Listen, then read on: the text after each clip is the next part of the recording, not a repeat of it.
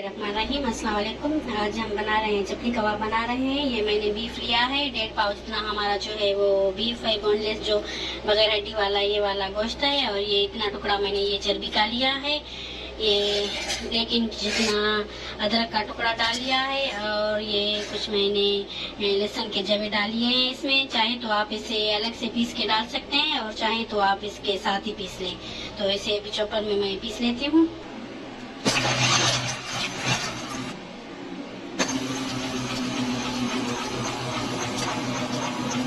ये हमने गोश्त को पीस लिया है।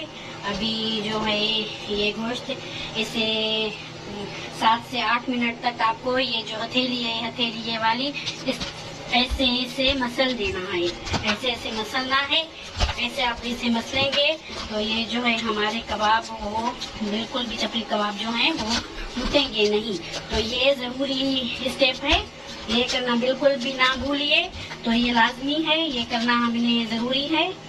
ये देख ली, ये वाली जो है ये इस तरह से हमने इसे दबाते दबाते इस तरह से हमें इसे मसलते जाना है। तो 5 से 7 मिनट तक हम इसे ऐसे ही मसलेंगे।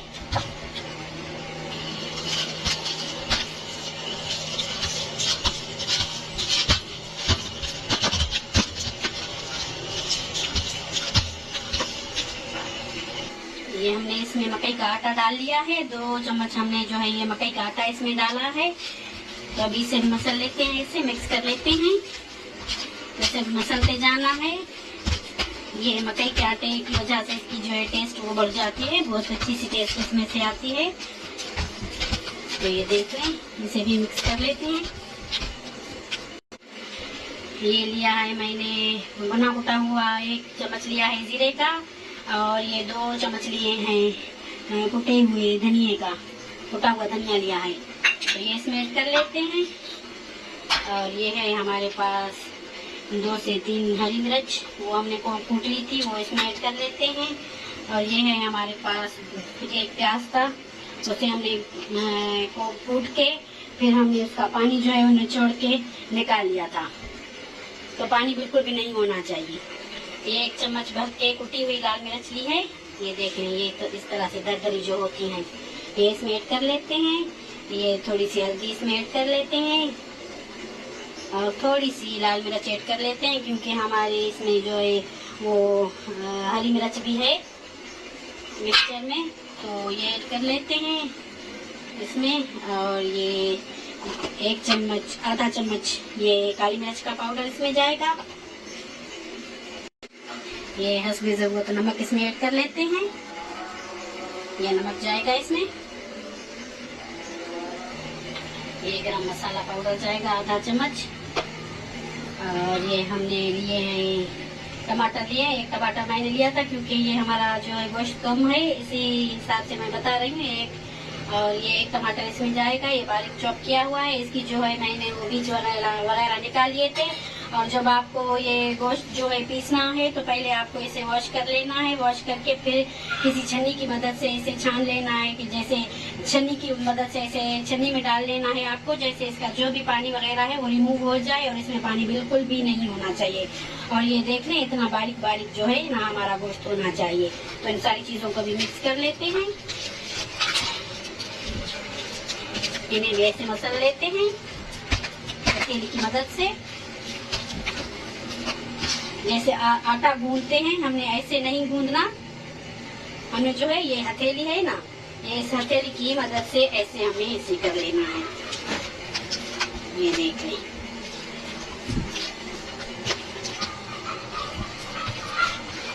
इतनी प्यारी खुशबू इसमें से आ रही है। अभी तो ये बना भी नहीं है, तो माशाल्लाह से ये देख लें कितना कलरफुल और ये इसकी खुशबू है तो इतनी खतरनाक आ रही है।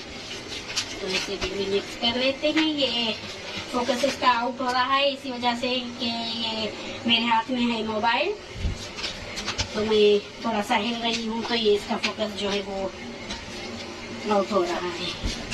तो इसे मसल लेते हैं। तो 5 से 6 मिनट तक हमने इसे मसल लेना है ऐसे। ये देख रही,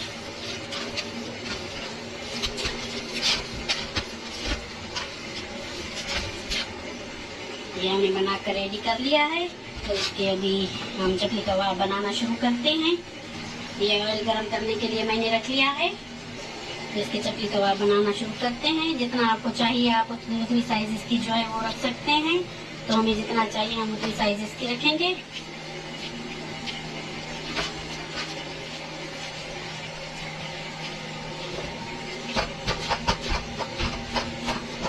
तो हम अपनी मर्जी के हिसाब से इसकी जो है वो साइज रख लेंगे। तो इसका कोई शेप वगैरह नहीं होता, ये जैसा भी इसका शेप आ जाए।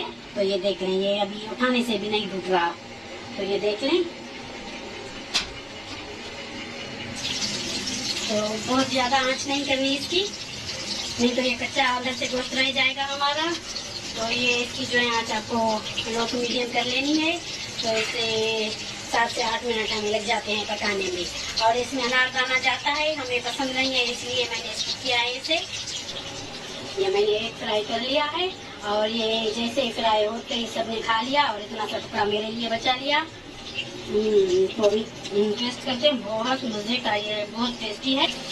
और ये दूसरा मैंने पकाने के लिए रख लिया है। तो एक साइड इसकी सिक जाए तो हम दूसरी साइड इसकी चेंज करेंगे। यकीन मानिए इतना टेस्टी, इतना मजे का बन के तैयार हो गया है कि बस मजा ही आ गया, बहुत ही लजीज है।